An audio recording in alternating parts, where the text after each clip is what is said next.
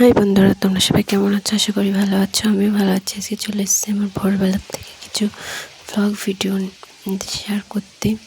দেখতেই পাচ্ছ র্যাভেন কি বন্ধুরা, তোমরা কিছু মনে করো না, আমি ব্লগ ভিডিওটি আপলোড দিতে একটু দেরি হয়ে গেল, যেহেতু আমার নেট ফুরিয়ে গেছিলো। তার জন্য জানো তো ব্লগ ভিডিও ছাড়তে কতটা পরিমাণে নেট লাগে। তাই দেখো আমাদের এইদিকে র্যাফেলের কারণে কতটা ছিল আগের দিন। তারপরের দিন দেখো আমি ভোরবেলা উঠে পড়েছি। উঠে তোমার দাদাভাই কাজে যাবে, যেহেতু আমি তাড়াতাড়ি করে রান্না করে নিচ্ছি। আর আজকে বর্ষাও তাড়াতাড়ি উঠে গেছে। দেখেছে উঠে পর সূর্যা চলে এসছে রান্নাঘরে। বর্ষা সকাল সকালেই উঠে দেখছো হাসছে, আমাকে বলছে মা তুমি কী করছো, রান্না করছো? আর বলছে আমাকে একটা হাম্পি দাও, একটু আদর করে দাও। তাই দিলাম। তাই আর দেখো আমি রান্না করছি আজকে সোয়াবিন আলু ভাজা। দেখো আমার রান্না হয়ে গেছে। ওই তাড়াতাড়ি করে আমি টিফিনটা দাদাভাইকে গুছিয়ে দিয়েছি, যেহেতু তোমার দাদাভাই কাজে যাবে। তাড়াতাড়ি করে টিফিনটা গুছিয়ে দিলাম। দিয়ে দেখো তোমার দাদাভাইও রেডি হয়ে গেছে, বেরিয়ে যাবে বলে।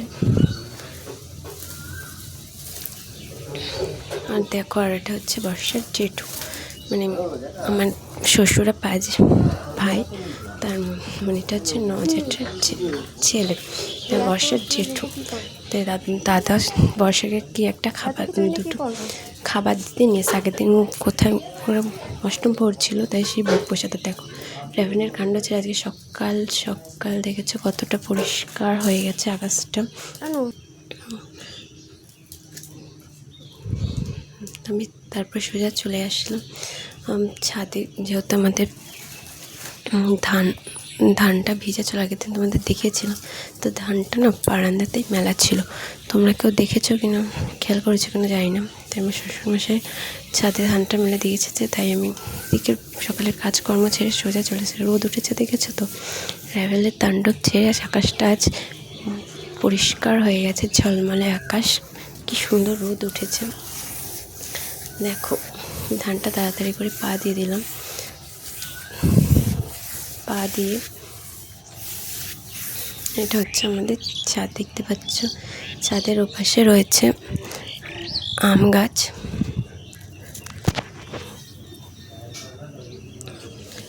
আজকে আকাশটা দেখতে খুব ভালো লাগছে, কি সুন্দর নীল আকাশ। কদিন খুব ঝড় বৃষ্টি হচ্ছিলো, মানে ওরকম ঝড় বৃষ্টি ভালো লাগে না, আমার আকাশটা এরকম বেশ ঝলমলে থাকবে এবং খুব ভালো লাগে, যদিও গরম লাগলে তাও। দেখো ধানটা কি তাড়াতাড়ি পা দিয়ে নিচে দিয়ে আবার সোজা ধরে চলে যেতে হবে, রান্না করতে হবে। আর আমার শ্বশুরমশাই মাছ নিয়েছে, সে মাছটাও কাটতে হবে, আবার বর্ষাকে দিকে আনতে যেতে হবে। তার জন্য তাড়াতাড়ি করে আমি ধানটা পা দিয়ে নিলাম।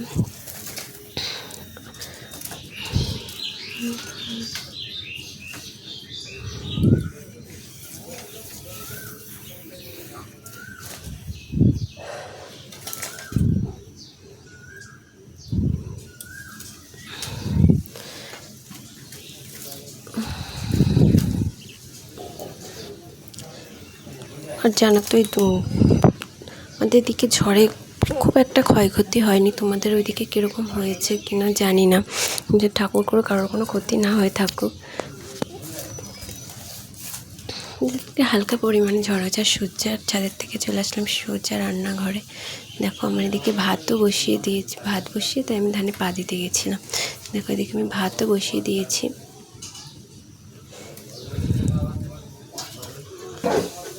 দেখতেই পাচ্ছ।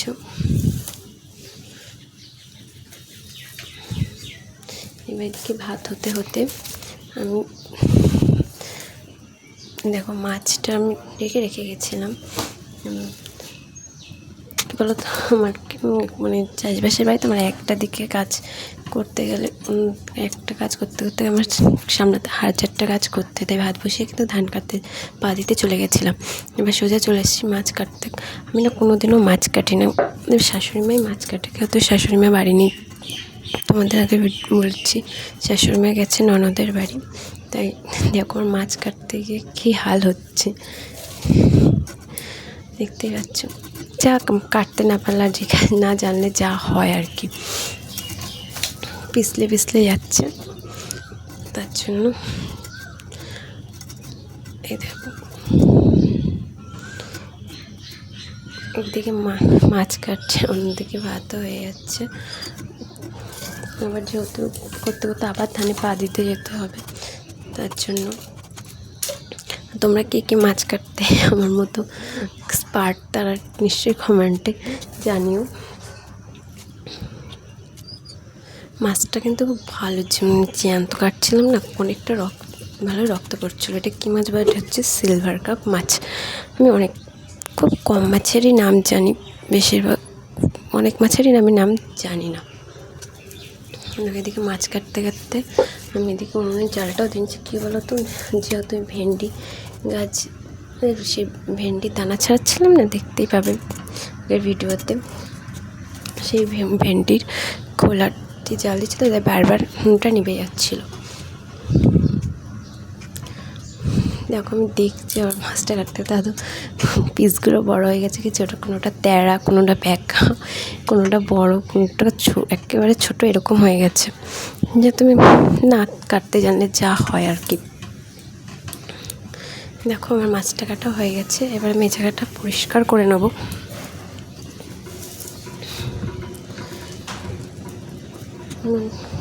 এর জন্য আমি আজকে রান্নাঘরে, মা বাইরে মাছ কাটা, আমি এদিকে রান্নাঘরে কাটতে বসে, যেহেতু উনুনে জালটা দেওয়া হবে, আমার এদিকে মাছটা কাটা হয়ে যাবে। এক কাজে দুটো কাজই হয়ে যাবে, নাহলে তো উনুনটা নেবে। আবার এদিকে যেহেতু আজকে আমার রান্না বসাতে দেরি হয়ে গেছে, 8:30 বেজে গেছে। দেখো মাছটা আমি ধুয়ে নিয়ে চলে এসেছি। কী বলো তো, মানে বাইরে ভিডিও করা যাবে না, কল্পনা হয়তো ভিডিও করলে আমাদের গ্রাম অঞ্চল। এবারে দেখো মাছ ধরতে গিয়েও আবার ভিডিও করছে, এরকম অনেকেই এখানে সমালোচনা করে কম বেশি। গ্রাম অঞ্চল থেকে দেখো তোমার ভাতটা ফুটে গেছে। সোজা চলে আসলাম কলপাড়ে, যেহেতু আগের দিনে ঝড় বৃষ্টির জন্য অনেক জামা কাপড় কাচাও হয়নি। তোমাদের দাদাভাইয়ের কাজের জামাগুলো রয়েছে, তাই বলেছিল কেচে দিতে। তাই আমি জামা কাপড়গুলো ভিজিয়ে ধুয়ে দিলাম, দিয়ে কটা বালতি টালতি মাজতে বাকি ছিল, সেইগুলো মেজে ধুয়ে নিলাম। ধুয়ে নিয়ে এবার আমার যেহেতু বাসি কাপড়গুলো রয়েছে, আমার কিছু জামা কাপড় যেগুলো শুধু ধুতে হবে, কাচতে নয়, সেগুলো ধুয়ে নিলাম। ধুয়ে মেলে দিচ্ছি। ওইদিকে ওই জামা কাপড়গুলো ততক্ষণে ভিজে যাবে। দেখো আমার এদিকে মেলা হয়ে গেলে করতে করতে কেউ জামা প্যান্টগুলো কেচে নিচ্ছি। দেখতে পাচ্ছ তো, আমার সব দিকে সামলাতে হবে। ভাত বসিয়ে দিয়ে ধানে পা দিয়ে কাচাকুচি, মাছ কাটা, এই আর কি। মানে সকালটা মনে করে ঝড় উঠে যায়, জানো না, কাজ করতে করতে র্যাভেলার আর কি ঝড় আমার। দেখতে পাচ্ছ তো কত তাড়াহুড়ো করছি। এবার জামা প্যান্টগুলো কাচা হয়ে গেছে প্রায়, এবার জামা প্যান্টগুলো আমি ধুয়ে নেবো। জামা প্যান্টগুলো ধুয়ে নিচ্ছি। দেখো জামা প্যান্টগুলো কাচা ধোয়া হয়ে গেলে মেলে দিলাম। এই দেখো এবার এর থেকে কলের থেকে আস্তে আস্তে ছাগল বাচ্চা দুটোকে আমি না ছাগল আমি না খুব ভালোবাসি। এবার দেখো আমার ভাতটাও বুদ্ধে হয়ে গেছে, দিয়ে কড়াইটা ধুয়ে নিলাম। যেহেতু কী বলতো ওই উচ্ছে ভাজা করেছে, সেটা তো তোমাদের দেখানো হয়নি, তাই সেই ভাজাটা নামি, তাই উনুনটা কড়াইটা ধুয়ে নিয়েছি। এবার আমি মাছগুলো ভাজতে ভাজতে এবার তরকারি কেটে নেবো। যেহেতু জ্যান্ত মাছ, তাই কাঁচকলা দিয়ে রান্না করবো। কী বলতো জ্যান্ত মাছটা আছে না, কাঁচকলা আলু দিয়ে ঝোল করলে না খুব ভালো লাগে। হালকা করে একটু ঝোল করতে হবে আদা জিরে বেটে। আর উনুনটাও মানে এদিকে বারবার নিভে যাচ্ছে, তাড়াতাড়ি সময় এটাই হয় আর কি। উনুনটাও জাল দিলাম, দিয়ে দিতে এবার কলাগুলো কেটে নিই। সে বেশি কিছু করবো না, কি বলতো এদিকে অনেকটা কাজের চাপও আছে, তো অনেক কিছু রাঁধতে গেলে দেরি হবে, তাই আজকে উচ্ছে ভাজা আর এই মাছের ঝোলটাই করবো। তো উচ্ছে তো ভাজা হয়ে গেছে, এবার মাছগুলো আমি ভেজে নিচ্ছি। কড়াইটা গরম হয়ে গেছে, তেল দিয়ে দিয়েছি।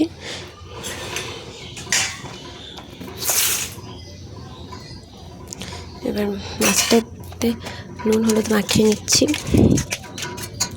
মাছটা ভেজে নিয়ে দেখো কড়াইটা গরম হয়ে গেছে, কড়াইটা খুব পুড়ে গেছে। কি বলতো, এদিকে করতে করতে বেশি গরম হয়ে গেছে। মাছগুলো ভেজে নিচ্ছি। দেখতে পাচ্ছ মাছ ভাজতে ভাজতে কলাগুলো কেটে নিচ্ছি।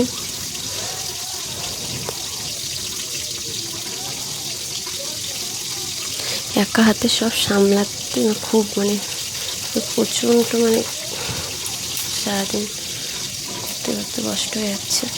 আলু কলাগুলো কাটা হয়ে গেছে, আলুগুলো কেটে নিচ্ছি। মাছও প্রায় ভাজা হয়ে গেছে।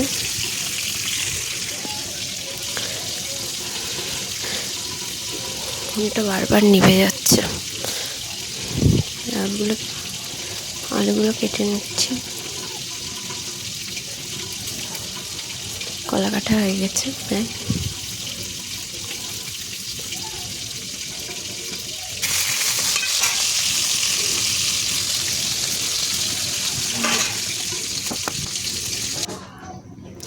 মাছটা ভাজা বসিয়ে দিয়ে আবার সোজা চলে আসলাম ছাদে ধানটা নাড়াচাড়া করতে।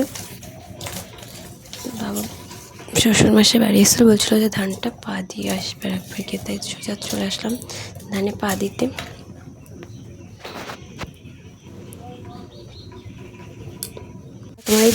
তোমাদের এই ভিডিওর মধ্যে আমি একটা কথা বলছি। তোমাদের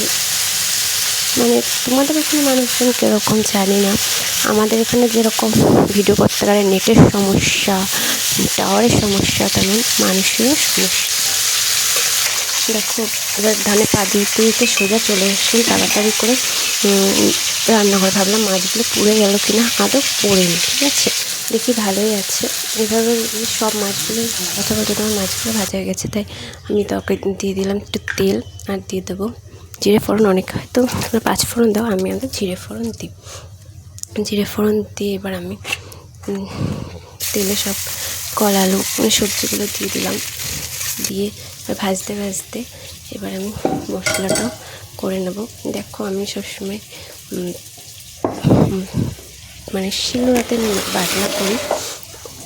অনেক যখন মশলা হয় তো মাংস টাংস, তখন আমি মিক্সচার ব্যবহার করি না, হয়তো সবসময় আমি বাটনা শিলেই বাটি। শিলের বাটনার উনুনের রান্নার টেস্টই কিন্তু আলাদা। তোমরা যতই বলো না কেন গ্যাসের ছাড়া উনুনের রান্নার টেস্টই আলাদা, বুঝতে পারছো। এবার আমি ওইদিকে সবজিটা নিয়ে এলাম, হয়তো পরে তোমাদেরকে বলছিলাম আমি যে আমাদের এদিকে ভিডিও করতে গেলে যেরকম নেট টাওয়ারের সমস্যা, সেরকম মানুষের সমস্যা বলতে যেহেতু বাইরে ভিডিও করা যাবে না। বাইরে যদি কেউ ভিডিও করতে দেখে তাহলে বাবা ওর বউ ভিডিও করছে, ওর বউ ভালো না, এরকম সমালোচনা বলেই চলে। তা সেসব পাত্তা দিলে হবে না, আমাকে আমার মতো আমার কাজ করে যেতে হবে। তো সাপোর্ট করুক না করুক জানি বন্ধুরা, তোমরা আমাকে নিশ্চয়ই সাপোর্ট করবে, তাই তো দিদিভাকে একটু সাপোর্ট করো। তাই নাও বাটনটা করে নিলাম। বাটনাতে আমি জিরে আদা লঙ্কা বেটে নিলাম। তো বাটতে বাটতে দেখছি এদিকে আমার স্যালাইনটাও বাজতে গেছে, তো আমি বর্ষাকে আমার আনতে যাবো না। আমার যাকে বললাম দিদি তাহলে তুমি আমার মেয়েটাকে একটু এনে দাও, আমার এদিকে রান্না আনে বলছে আচ্ছা ঠিক আছে। তাই আমি নিশ্চিন্তে একটু রান্নাটাও সেরে নিচ্ছি। দেখো আমি যেহেতু ভাজার সময় অল্প হলুদ দিয়েছি, তাই একটু হলুদটাও দিয়ে দিলাম, নাহলে তরকারির কালারটা ঝোল দিলে না তখন তরকারি আলু আর কলাগুলো সাদা সাদা লাগবে। তাই ভাজার সময় একটু সামান্য কষানোর সময় হলুদটা দিয়ে নিলাম। দিয়ে দেখো আস্তে আস্তে দিকে আমার কষা হয়ে গেল। বর্ষা এসে ভাতও খাবে, হয়ে গেল।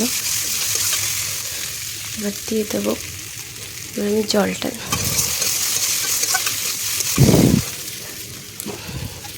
আমি জলটা দিয়ে দিলাম।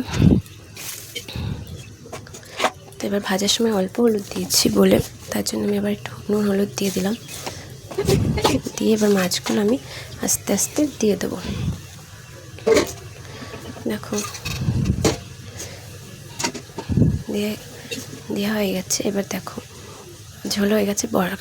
বর্ষা কিন্তু মাছের মাথা আর পেটিটা খেতে খুব ভালোবাসে, তাই বর্ষা বললো যে মা আমি আজকে না, তাই আমাকে ডিমটা ভেজে তো আমি এদিকে ডিমটা ভাজতে থাকি। ডিমটা আমার ভাজা হয়ে গেল। আজকের ভিডিওটা আমি এখানে এন্ড করছি। দেখা হচ্ছে পরের কোনো ভিডিও। ততক্ষণ তোমরা ভালো থেকো আর আমার ভিডিওতে একটা লাইক, কমেন্ট আর সাবস্ক্রাইব করে দেবো। Bye bye.